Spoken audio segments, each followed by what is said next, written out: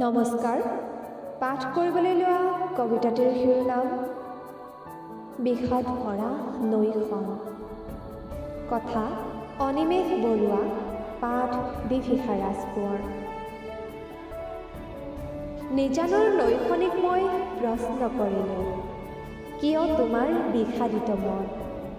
হুমুনিয়াহ এটা কাঢ়ি নৈখনে ক'লে যে, অতীতলৈ বৰকৈ মনত পৰিছে অ' বন্ধু।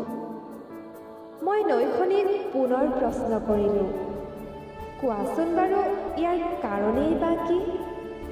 তেতিয়া নৈখনে মোক ক'লে যে, অতীতত আজিৰ দৰে কোলাহলবোৰ নাছিল বন্ধু।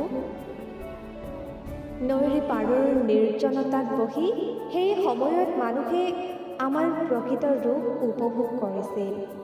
শিলত খুন্দা লাগি সৃষ্টি হোৱা কুলু কুলু শব্দবোৰত মুগ্ধ হৈছিল সকলোজন। নৈখনিৰ পবিত্ৰতাৰ মূল্য পাইছিলোঁ সিদিনা। আজি কিন্তু সেই দিনবোৰ আৰু নাই বন্ধু। হিন্দী গীতৰ তালত আজি অতিমাত্ৰা শব্দৰ মাজত মাতাল হৈ একাংশৰ উন্মাদ নৃত্য। পবিত্ৰ প্ৰেমক বিসৰ্জন দি হিংস্ৰ ৰূপ যেন হৈছে প্ৰকাশ।